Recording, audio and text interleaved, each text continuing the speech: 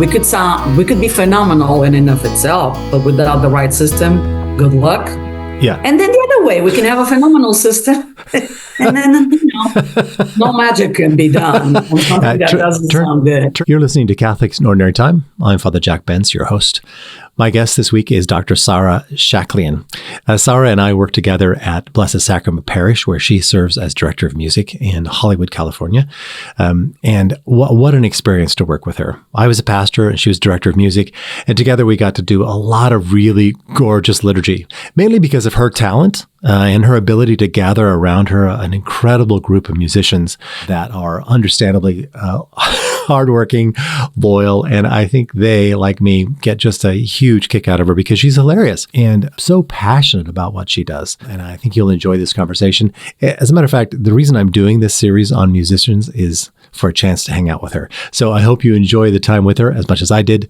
So enjoy Dr. Sara Shakliyan. Welcome to Catholics in Ordinary Time. It's nice to have you on as we kick off our next series, which is going to take a crack at speaking to folks that lead music in Catholic settings, because God knows all the Catholics have an opinion about the music. So what if we actually ask the people that do the music, like, what's their experience? Like, what's it like to do it in and out every Sunday? And I know that you've been doing it for a while, and you're right in the middle of everything. You work basically 2 full-time jobs, as I recall. You have 2 daughters. You lead a big life. There's a lot of shopping to be done. There's trips to the Galleria a lot. I know you've got a big life. The outlets as well. The outlets as well. Oh, and 2 cats. So that's a lot of work. So how are you doing these days? I'm all right. We're well into our school year. I teach at Harvard Westlake as well. And I picked up one more course. It's all related to music theory. So, it's a bit different than just being on the performance side. Just taking a little break from playing that much and taking care of my health. But just, going through classes, preparing and doing things at church. It's busy. Yeah. Undoubtedly. It's a full schedule. Yeah, it's really busy. And you've now worked at Blessed Sacrament Hollywood for how long? On and off, I want to say 14 years, though not always in the capacity of music director. Initially, I was doing a few masses and directing some, and then became associate director.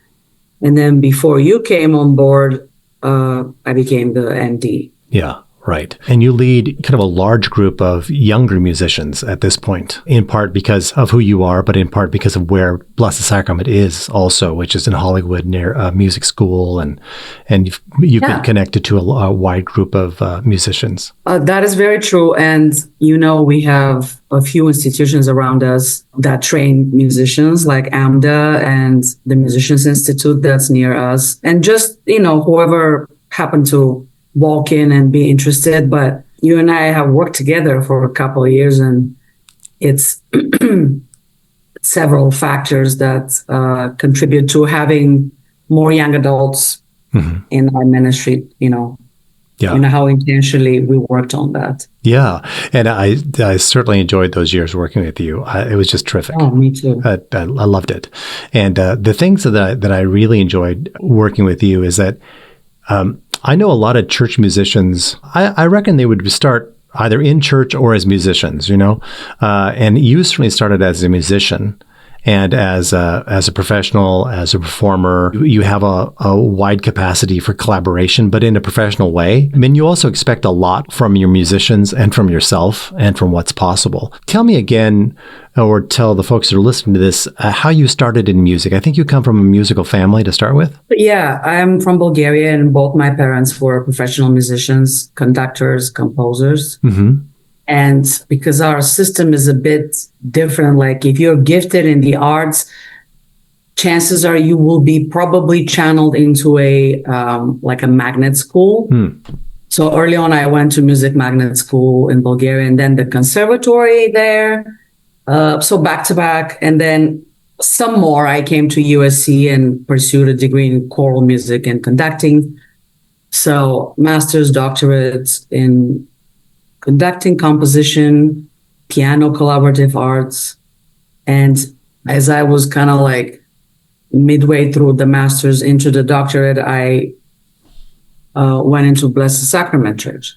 Mm-hmm. Obviously, everything was very different. And I was a student, so it was a different mentality then. And I came back after graduation, but mostly, classically trained, a lot of performances on stage. I'm not really tied up as being a church musician in the beginning, but then because some of my friends were, in positions of like choral directors in Catholic churches, I somehow ended up collaborating with them, and it was all over town, from Thousand Oaks through Blessed Sacrament, through Orange County.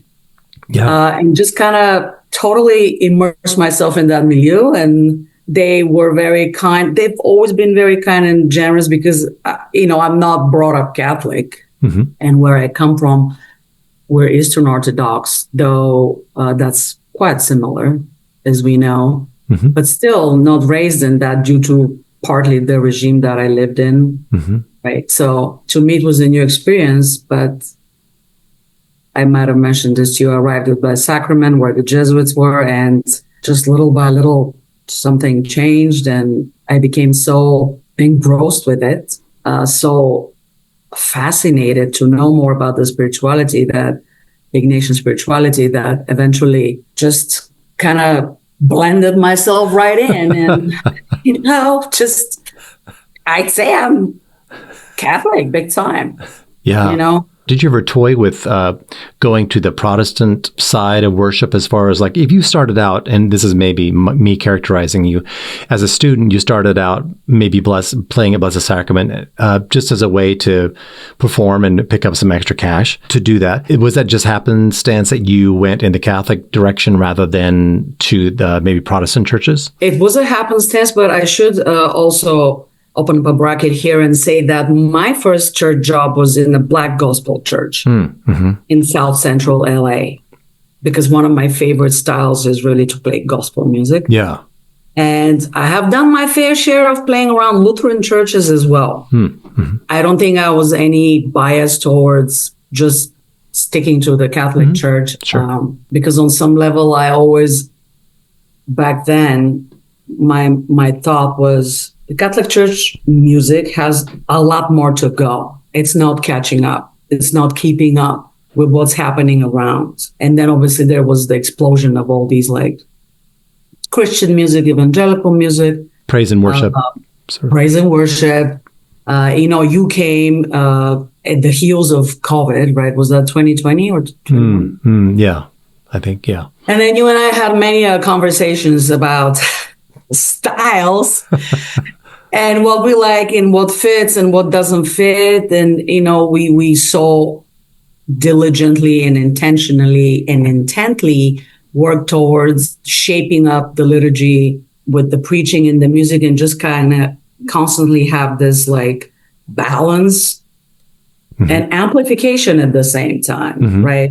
And eventually, I think there's some more advances in publications in the Catholic music. There's some contemporary hymns, and I branched out into CCLI to pull in from artists that are phenomenal. We always have, and again, this is something that you and I talked about, and we crafted every weekend, or I should say whenever there was preaching series, is to make sure that there's a right balance between traditional, contemporary, but all aligning with the message of that particular week, or let's say the message of the preaching series. So it's not like only on this side of the spectrum, classical, traditional, or only on the other side of the spectrum, which is like the praise and worship.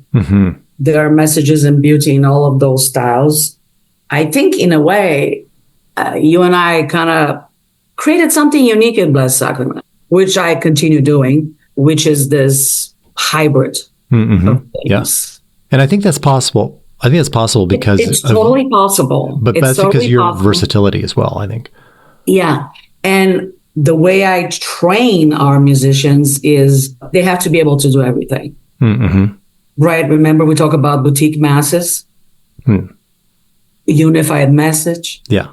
Right? I mean, we can't have one mass where it's only like classical choral pieces and the other one swings completely and has like praise and worship. Yeah. Everybody does everything, and every mass has everything. Mm-hmm. Yeah. Which it's a phenomenal thing on many levels. Yeah. It certainly was when I was there. My experience of the music was always just terrific. I know that you've worked in a lot of different settings. What is it being a classically trained person who works with classically trained persons, but then you're working with an auditioned but an assorted group? And I know the group you have now is not the group you started with at Blessed Sacrament. How do you kind of set your interior of like, okay, we're going to get the most out of these volunteers that are right in front of me for these? How do you do that? Where do you work? Well, first and foremost, obviously through audition and like an initial interview, I already know if they had prior experience. A lot of them would have actually sung in choirs in high school. That's a plus. Mm-hmm. A lot of them have sung in college. Great. A lot of them probably come to us in some kind of capacity of being phenomenal artists themselves, right? I have a few that are monster instrumentalists or vocalists.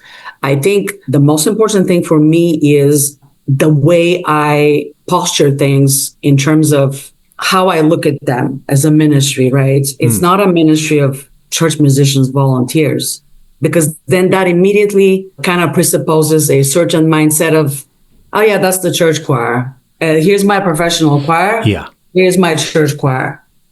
Not at all. Like they are expected, they're treated as professionals. And not only I tell them that, but I hold them to that. Mm-hmm. Standard is really about them knowing that they will not just prepare for the weekend to have a phenomenal worship experience with the congregation. They're responsible for being ministers of music, but at the same time, they're training constantly. Because once they set the bar high, there's no going back. Yeah. It has to keep going up. And at times, it could be a little like, like at the end of, I direct and play 4 masses on the weekend. And at the end, I'm like, okay, I think I'm siphoned out. but again, I love these humans. I do, because they're so generous. Yeah. So it's a reciprocation. I'm generous to them, but then I expect the same thing, because ultimately it's for their betterment and for the level of excellence for the ministry in general, right? Everybody incrementally lifts the whole ministry up. Yeah. That's their responsibility. Yeah. And do you think it's this level that allows you to do pretty good retention for folks? Because as I recall, you didn't have a lot of people that you took on and started working with that would then just kind of peel away, Yes, because I think also as something that what have we not talked about? We've talked about so many, right? We've had our beautiful discourses over coffee or walks. I missed that. I haven't gone to Mad Lab that much, by the way. Yeah, that's sad. But from the moment of the audition, I gauge immediately, not to say that I could prophesy the level of investment and dedication for everybody, but I have a pretty good inkling of what's going to happen. And right off the bat, I tell them the expectations is that you're going to be dedicated because you're going to see great results. And you are going to love this because this is a family. This is just not people that come here, do a gig. I hate that mentality. Mm-hmm. I hate the gig mentality. I do with all my heart. So, they know that they're there and they will invest their time. And not only that, but on some level, each one of them should probably bring another member or two. Mm-hmm. So I'm very particular about how we bring in new members, because it's like a very delicate ecosystem. Yeah. And we have increased by quite a few people since the last years. I know it's not like we make the announcements and then the gates open. You remember some cases where it was like, anyone interested in the music ministry, go talk to Sarah. And then, thanks, Father Jack, thanks. You're welcome. Thank you. Yeah. So yeah, that kind of explains, the level of retention. But could we bring in more membership? Absolutely. I'm constantly praying for it. And I ask them to pray for it as well. Mm-hmm. Yeah. We don't need a massive choir of 60 people, because then we have to rethink everything. And may God bless you for the eons of time of the audio, the whole thing, because it is something that really upshifted all of our works, mm-hmm. right, for the audio upgrade. Yeah, and it was a good experience for me to be able to do that and to take good advice and do it, among certainly your advice, to when we had the money, to spend the money on doing a big audio upgrade and putting a booth within the body of the church and all of that, which we just kind of went forward and did with, acoustician and all, actually paid the money to have it done with the right people. And, you work with it every Sunday, but it seemed like such a good investment. Yeah. It is. And I would say, we were blessed by your initiative and your works and the funds that we had, and it's still paying forward and it will continue paying forward. Yeah. That's a big draw. Sound. Yeah. I mean, it goes both ways. Like we could be phenomenal in and of itself, but without the right system, good luck. Yeah. And then the other way, we can have a phenomenal system and then, no magic can be done on something that doesn't sound good. Turn down the system because they're awful. Yeah, mute everybody. Mute them all. Mute them all. Mute them all. Well, if that's the relationship between you and the members of your choir, how is the relationship? It's a little bit different because it's like you do a concert for the same the same audience every weekend sort of thing. But that's not really quite exactly what you're doing. What's your experience of working with a congregation, leading them weekend after weekend? I think that, the congregation can shape shift. What I mean by that. So, we have various age groups there, right? All sitting in the pews, and everybody has opinions and everybody has tastes, right? But do I believe in the evangelizing of that? Yes. So, even those who, let's say 5 years or 10 years ago were like hymns only, now are like, oh my God, I love that offertory song. Well, what is it? It's like praise and worship.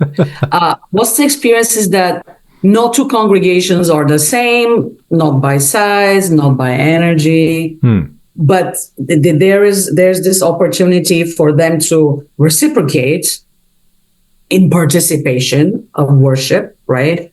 And I'm seeing a little bit more, energy coming up from, let's say, the Sunday morning mass, but even more so at the 5 p.m. So I think the nature of the crowd kind of has to do with shaping that experience, because sometimes we're like, yeah, and the crowd is,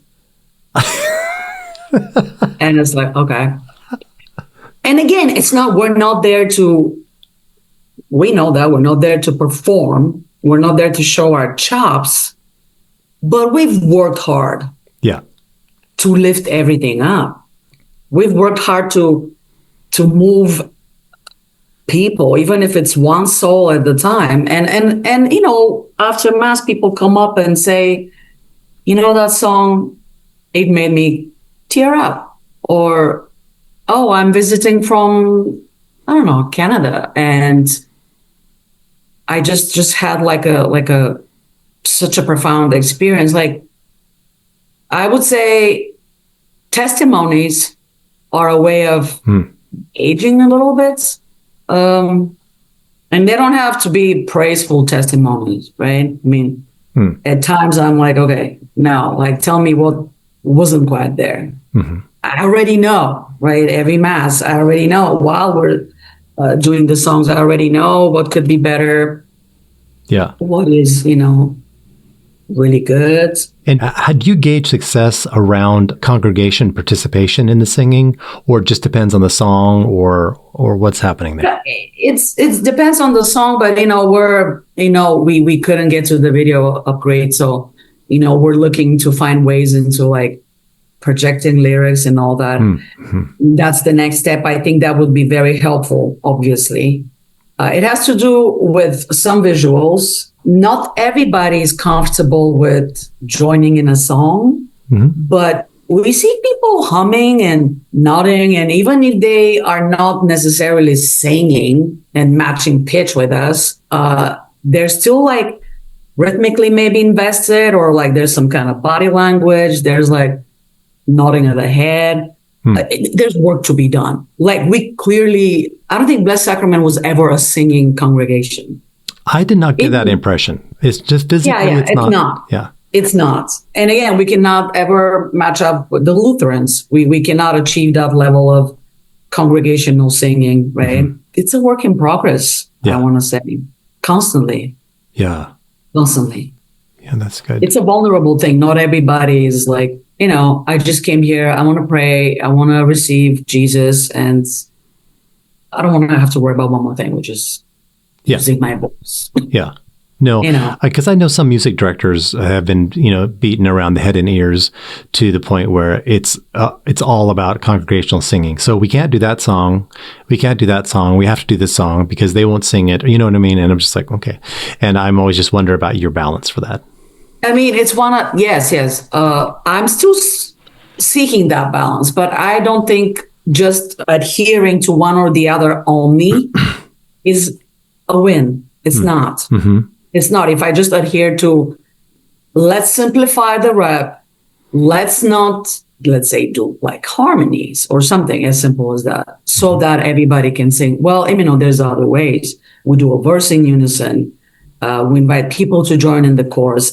And the other thing that you and I had also broached as a topic was having like top 20. Oh, now I have expanded that a bit, but like having a top rep that, we keep pulling up from, so that after a while people are like, okay, I heard this. Or like even what we were doing towards the end is like always having one song from the previous mass that shifts to the next week. Mm-hmm. It just finds a different place. Mm-hmm. Let's say if I used it for offertory, maybe now it can go for prelude, or if it was prelude, now it can move within the mass. Stuff like that to just bring that sense of familiarity. Yeah. Tell me about how the experience has been we used to have, when Blessed Sacrament had traditionally had 6 masses, and then we took it down to 4. And within 4 masses every weekend, and there's 3 in English and 1 in Spanish. And the tradition had been, and I think is the case in a lot of churches, where you might have different music for every mass, which kind of heads us towards kind of a boutique mass. That's the guitar mass, this is the organ mass, whatever, depending on the church. How's the experience been of doing the same set for all 3 English masses? I freaking love it. Love it with all capital letters. and so, you and I butted heads for their meetings. And it was like, what do you mean? Wait. And you're like, well, it seems like you're preparing 4 different lists music for every mass. And I was like, I am.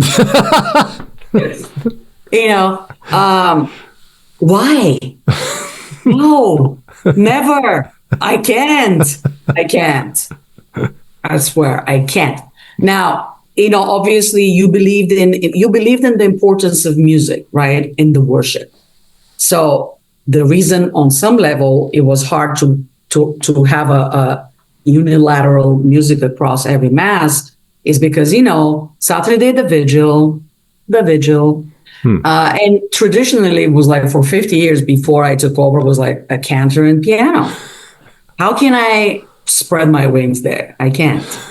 Right? So we decided to pour some resources, get a little bit of a band going so that we can have that same experience for people, right? I mean, the whole premise was, if I was to go to the 10 one week, and then if I'm to go to the 5, I should have the same experience, and not like, you know what, I'm going to go to the 10 o'clock because that's like the high mass and I love hymns. Yeah. Yeah, the 5-1 is contemporary. So in that sense, that's why I'm saying we're responsible for cultivating some things. Yeah, correct. Amongst us in liturgy and then with the congregation. And again, everybody has free will. Yeah. Right? They can still choose to lean one way or another. But right now, I think in general, there's so much diversity in the Catholic Church. I'm sure if I go to a parish, I don't know, in another state, I'll have a completely different experience. It's like on some level, every parish has their own flavor. Yeah, they do. But one can limit those flavors within the parish, I think. Like, let's have the same flavor across all less these masses. Spices. No, it's still spicy. It's still spicy, Sara. I mean, you're in charge. It still has enough flavors, but salty is what it is. Yeah, mostly. Yeah. What do you think people, when they come to church, what do you think they like the least about music? What's the musical, when they have a bad experience with the music, what does that usually translate as? Let me go back in memory. Like, I want to say 6 months ago, I had this young man approach me after Mass, and he was very complimentary and everything. And then he was talking about the Mass parts. And having good, wholesome Mass parts, a setting in general, is hard to find. It is. I mean, there's many that are written out there, but I just have high standards because I'm a composer myself. So something really has to be really, really good. So anyways, the Mass setting that we're using right now was the national winner of whatever Mass settings in 2010, I want to say. It's a really good mashup between having solid classical harmonies with a tune that is not predominantly classical or predominantly contemporary. Could be done with organ, could be done with piano. And then, I had this person just go on and on saying, oh, well, it didn't really fit the rest of the music. And, I listened to him because I have to listen to him. I learn from people. But let's say, after 5-10 minutes of saying the same thing, I'm trying to explain where we're coming from. And, the Mass setting is like your stable component in the liturgy, right? You change around it unless it's seasonal. Let's say we're going to Advent or we're going to Lent, then we could change the Mass parts. It's different. So there was, that person who was like, across the world, the young people love, the old stuff. And I said, okay, great. I hear you. I totally do. I'm classically trained. I would love to bust out a Latin Mass setting, okay? To have, the Sanctus and the Kyrie and everything in it. How would that resonate with people? How many people do speak Latin? Yeah. I mean, right. Would you, obviously, the Mass parts already in English because you were formed as a Catholic. Clearly, they're beautiful, right? I can do like a setting from a Renaissance composer. But how is that? Anyways, that's just one example. Yeah. Something else would be maybe, last week you guys did more hymns, but this week you didn't. Stuff like that. Yeah.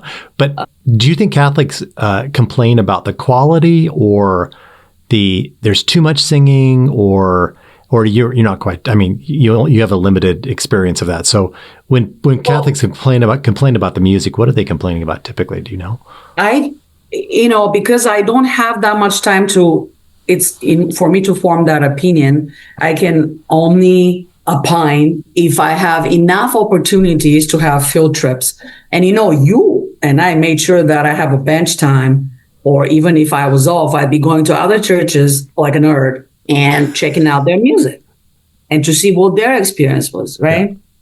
in order for me to know the complete picture, I have to not just be looking at Blessed Sacrament. Yeah, truly. Because these are our people, right? Yeah. This is our congregation. In order for me to know at large what people are, not content with, I have to go to different churches, different areas, right? Just to see what they think. But I think in general, not a lot of people know about the quality because unless they're trained musicians, like, I don't know. I mean, the quality, sure, on a very basic level could be like, wow, that was, so out of tune. Oh, wow, that was not together, right? And then there's just a personal taste. I think the complaints mostly have to do with personal taste. Yeah, no, that's good. That's good to hear because I forget the quality piece because I always think that everybody hears the music the same way I do. I mean, we all do that. We all think that everyone has the same experience we're having, because I sit in a student setting now, and the music is various, and often I'm just like, why are they so flat all the time? Why are they out of tune? And everyone's like, they seem fine, and I'm like, no. No, they aren't. No. But then again, it comes to the fact that you have training in music, right? Yeah. So you're like, I can hear that. I can't take it. That must drive you insane with the training you have.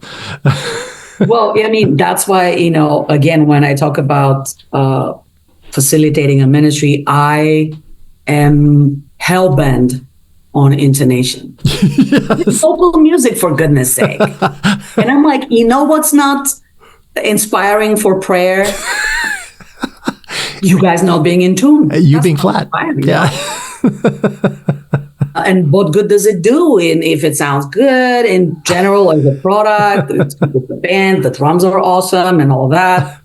And the vocals are not there, right? So yeah, correct. Again, it has to do with certain level of expertise, taste, what their upbringing is. Sure.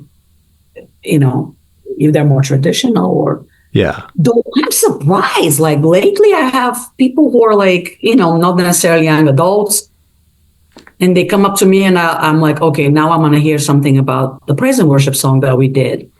And they're like, wow, I love this praise and worship song. Yeah, great. I mean, I don't know. Yeah. I think that the exception to the rule is the rule. I don't think there's a rule. Yeah, it's hard. It's hard to gauge. Yeah, very hard. What's your experience being a professional musician within a church setting, and what are the challenges or advantages of working with church leadership? Because you have been invited to work as part of a pastoral team, and then you're invited in different ways. What's that experience been like? You've been in several different settings. Clearly, every new pastorship brings in a new set of realities or reality. It's a new paradigm, definitely. When you were there, we worked together, we conferred a lot, we gave each other ideas, and, obviously I was involved in several capacities. I found it to be, I'm just going to speak of my experience with you because that's like the latest thing I had before, we changed to the archdiocesan realm. It's just, I feel like to me, it was so beneficial because you pulled me into a little bit more different roles that didn't have to do with music, but it had to do so much with backing up the staff that you have, the leadership that you have, and then empowering them to go out and create leadership, right? On some level, I was already doing that because I believe in creating leaders within the ministry collaborators, proxies, because everybody has different gifts. So I did learn quite a lot from you and just bringing me on board on different things. And I took some of that experience and applied it into music as well as a model of sorts. And, I can take a vacation. That's incredible. Just on just this level, but there's many other benefits. And obviously now we have a different pastor. It's a new reality. A lot of times it's really about how we let's say you're going in but that applies to any aspect of life. You could be in a other business that has nothing to do with church or music, and then you would have a new management, and then everything changes, and now you have to kind of figure out what that reality is all about. Mm-hmm. I personally don't. This is my motto in life when I work at church, is that I really don't. I'm there for the Lord and the community, because priests and pastors then come and go. You know what I mean? Yeah. So it's never really about, and we talked about us not being dictators or tyrants or whatever, just jokingly. But it's not about necessarily just about the position that's in leadership, let's say the pastor right now, because these people come and go. Yeah. But what remains? What are we building in the long term, right? That's what I firmly believe in. And obviously, I have to hold on to my standards. I have to adhere to the works that I do. To me, a person can come, another person can go, and so on and so on. I'm liable and responsible for delivering excellence for our music ministers. Yeah, well said. And I mean, is it different? Sure, it is. But tomorrow could be someone else, and it's going to be different again. Yeah. As long as spirituality and music go hand in hand, that's very important. Yeah. Say more about that. What does that mean? I mean, what does that mean? I call it spirituality, but obviously, it's a loaded word. We think of just, let's say, I'm just going to quickly go into preaching because it is such a responsible aspect of what happens in Mass. That's just where the priest gets to change lives. And this is where we get to collaborate to make that impact threefold. Let's say you'd be calling me and like, okay, I'm thinking of preaching about this. What's on your mind for the music? But like, I obviously go through the readings and I spend time meditating over what I'm going to do. But then I also pivot towards, let's say you're preaching, I pivot towards that. And I'm like, okay, what's the underlying? What are we doing? Right? So in that sense, there is a deep connection here while I'm saying that the spirituality and music go hand in hand. Spirituality is like a big umbrella, but let's just say liturgy. Yeah. I'm glad you brought that up, because one of the things that is my experience of Blessed Sacrament, just because I was able to serve there and do it over a concentrated set of time, was just to really explore what's possible in the liturgy, right? Then when you said, preaching can change lives, I think the liturgy can change lives, and certainly preaching is part of that. And the stuff we were doing, I thought was really high quality, depending on the weekend, was high quality. But I remember I don't know if you remember this. I remember one Mass in particular. I can't remember what the topic was, but I was celebrating and preaching. And for some reason, it hit a set of transcendence from like the preaching and then into all the way through the Eucharistic prayer, all the way to the end. I had this experience that was so different. And I remember saying that to you, and you said, yeah, I could feel that. I could see what was happening when it was happening. And I was like, yeah. And it was such a good experience, because it's really hard to have as a goal something you don't know is possible. Right. But if that's when you see excellence, either in music or in preaching, or in this case, liturgy, is that once you know it's possible, then you really want to try to get to it. Yeah. Oh, yeah. And I dare say it's more than one time we've had those experiences. One thing I appreciated about us working in the liturgy is the flow. Because like you're big on that flow.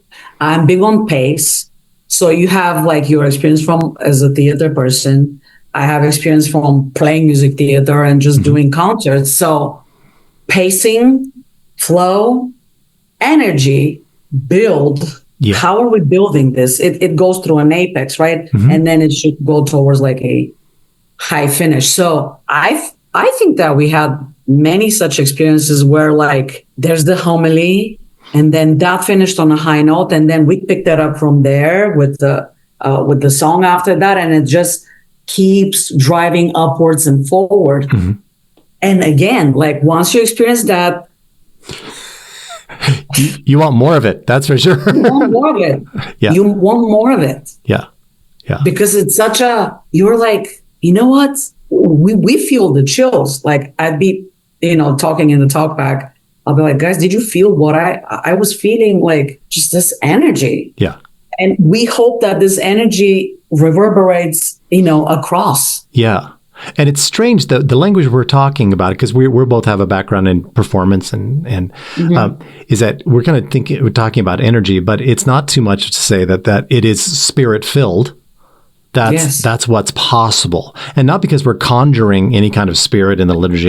It's like, cause we're not magicians in that way, but yes. We're participating in it, and we're making ourselves available to it, which is a pretty incredible transformative opportunity that is there all the time, and we don't often take it. Yeah, and this makes me think of two things. Obviously, there's the spiritual, just unexplained and transcendent and not definable concept that's just right here for grabs. And then there's the really logistical part of it, of how we do things. Mm-hmm.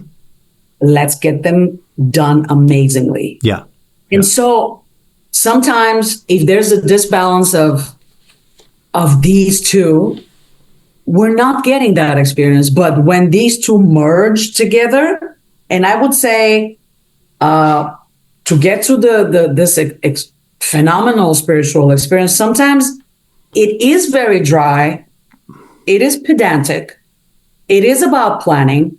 It is about everybody coming to the highest that they can, and then just assembling the pieces of the puzzle. And then there's the spiritual.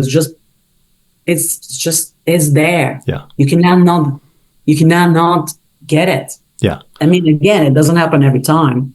No, but it can be an excellent experience. It could be also, we know that, the Bible is, right, it's mind blowing, but sometimes some gospel readings are, Yeah, correct. Or we are, Or we cannot, like, even I'd be like, okay, so here it is, another week of the same topic.